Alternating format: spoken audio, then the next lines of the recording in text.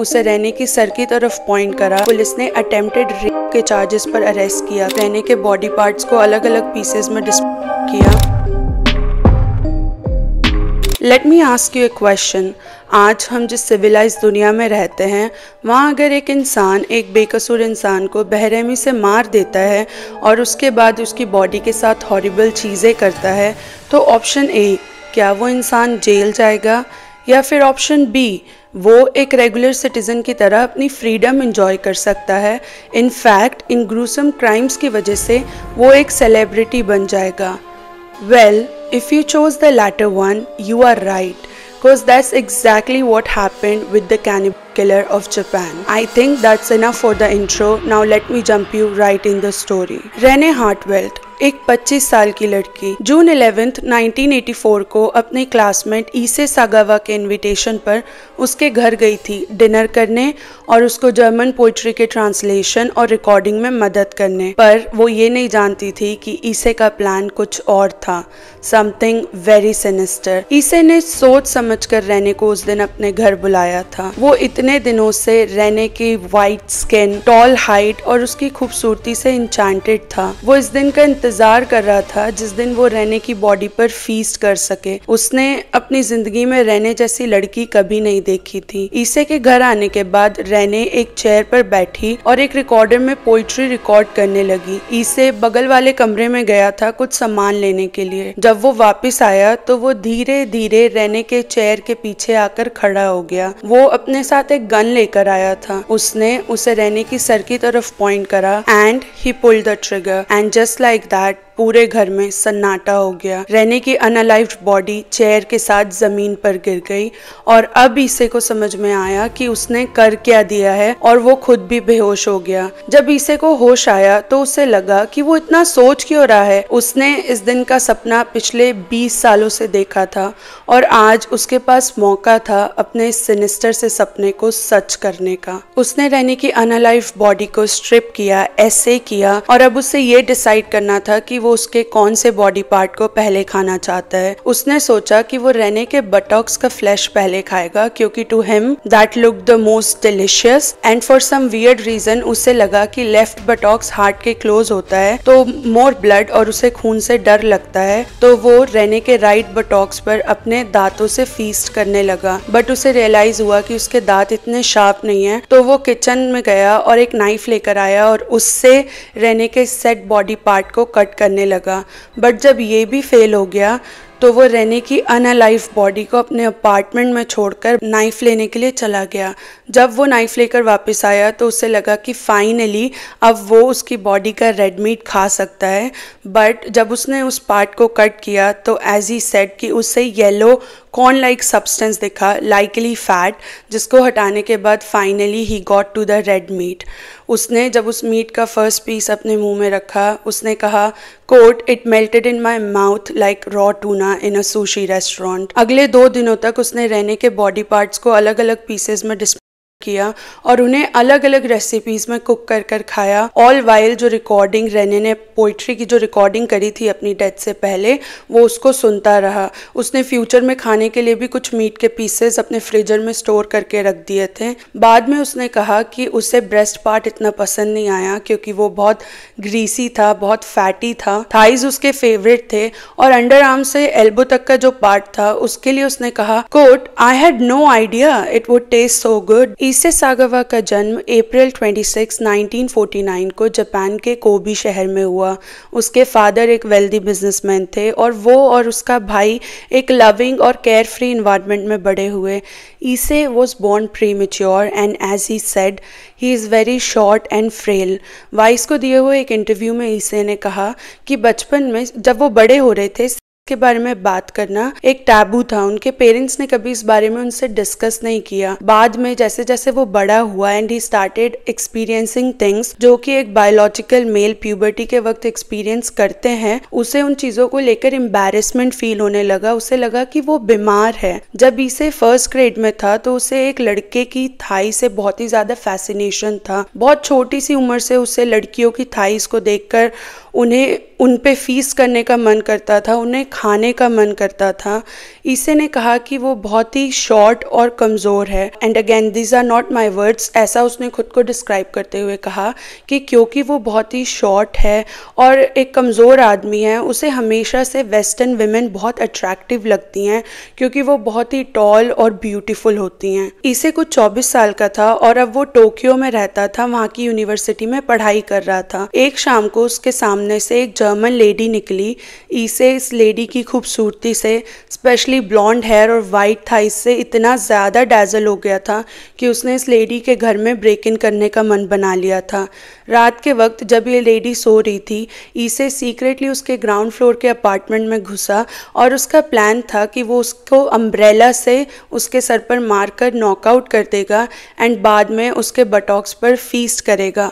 But जैसे ही वो umbrella लेने के लिए जाने लगा, उसका नी उस लेडी के बेली पे टच हुआ और वो जाग गई। वो चीखने लगी और उसने डरते डरते पुलिस को कॉल करा और ईसे भी वहाँ से भाग गया था। बट बाद में पुलिस ने उसे अरेस्ट कर लिया।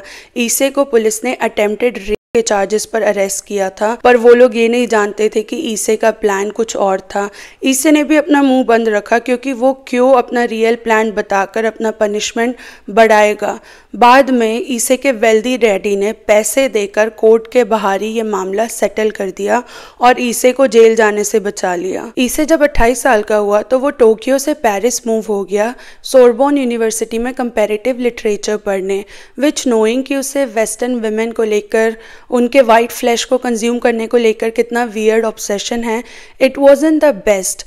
ईसे हमेशा से अपने आप को कमज़ोर आदमी मानता था। उसे लगता था कि उसके लुक्स की वजह से, उसकी शॉर्ट हाइट की वजह से उसे कोई लड़की पसंद नहीं करेगी।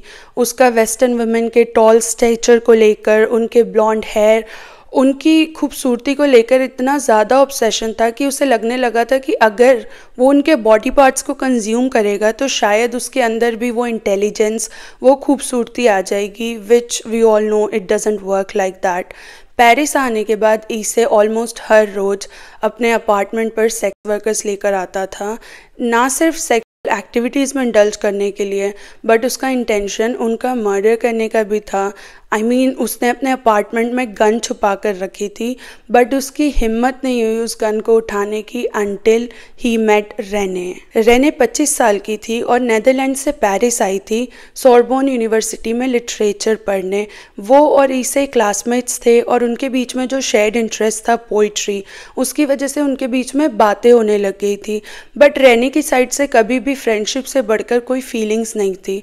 उसने अपने पेरेंट्स को एक लेटर लिखा था जिसमें उसने ईसे के बारे में उन्हें बताया था और ये भी बताया था कि वो दोनों कैजुअल फ्रेंड्स हैं। फ्रेंडशिप के नाते रेने उस दिन ईसे के घर चली गई थी जब ईसे ने उससे झूठ बोला कि उसके प्रोफेसर ने उससे टास्क दिया है जर्मन पोइट्री को ट्रांसलेट करने का। ऐसा कुछ भी नहीं था, वो सिर्फ रेने को अपने घर बुलाना चाहता था और रेने सिर्फ दोस्ती के नाते मदद करने के लिए उस दिन उसके घर चली गई थी। रेने को मारकर उसकी अनलाइव्ड बॉडी को अब्यूज़ करने के बाद अब ईसे को ये फिगर आउट करना था कि वो उसकी डिकम्पोजिंग बॉडी को डिस्पोज कैसे करेगा। ये मर्डर जून में हुआ था और इस वक्त फ्रांस में बहुत गर्मी होती है और ऑलरेडी रेने के को 2 दिन हो गए थे। It would start smelling. उसने रेने की बॉडी को अलग अलग पार्ट्स में डिसमेंबर करना शुरू करा। फिर वो सूटकेसेस लाया और उसके अंदर उसने रेने की बॉडी को स्टफ़ कर दिया।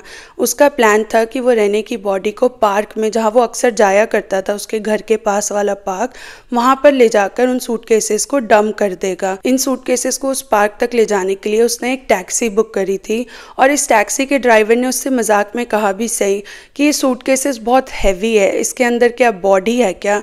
और उसने कहा बस कुछ बुक्स। इस पार्क में अंदर आने के बाद ईसे रेने की बॉडी को इस पार्क के अंदर बने लेक में फेंकने वाला था, बट ही फेल्ड। दूर से आते हुए एक आदमी को देखकर वो पैनिक हो गया और वो सूटकेसेस से थोड़ा दूर खड़ा हो गया। जब वो आदमी इन सूटकेसेस के पास आया तो उसने ईसे से पूछा कि ये तुम्हारा सूटकेस है? ईसे ने कहा नहीं। तो आउट ऑफ क्यूरियोसिटी उस आदमी ने उस सूटकेस को खोला and What he saw was horror।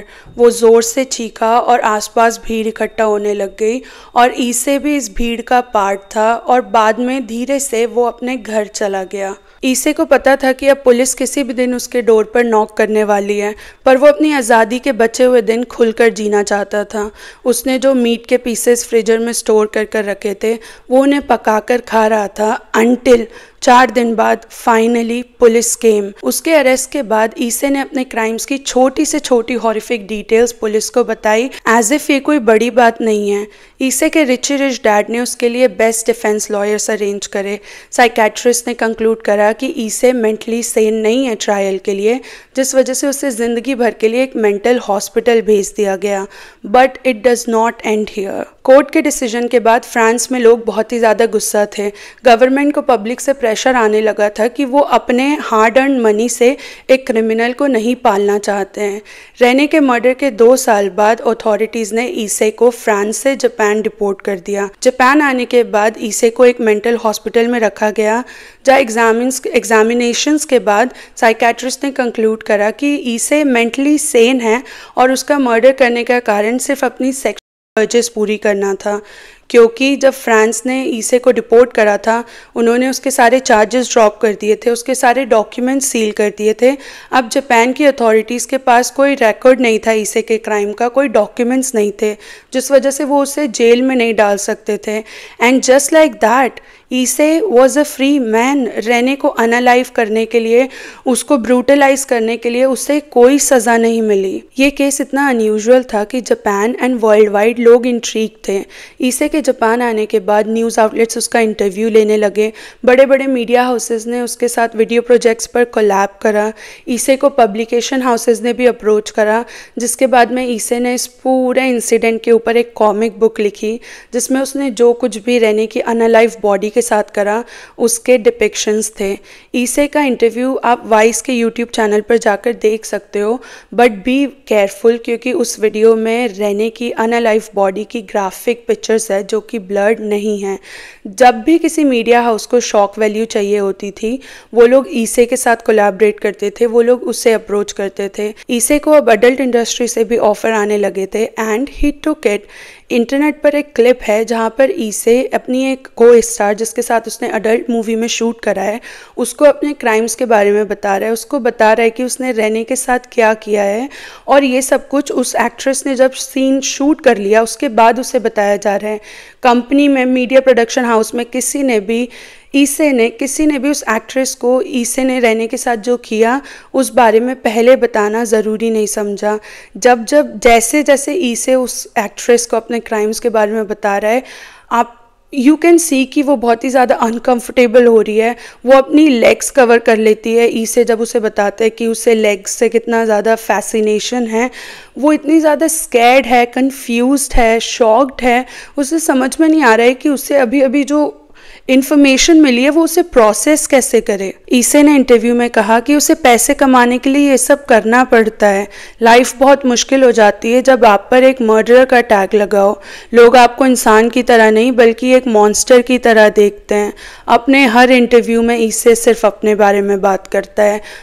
मेरी ज़िंदगी कितनी मुश्किल है, मैं अब ज़िंदगी भर अकेला रहूँगा। But what about Rene? वो तो दोस्त समझकर उसकी मदद करने आई थी।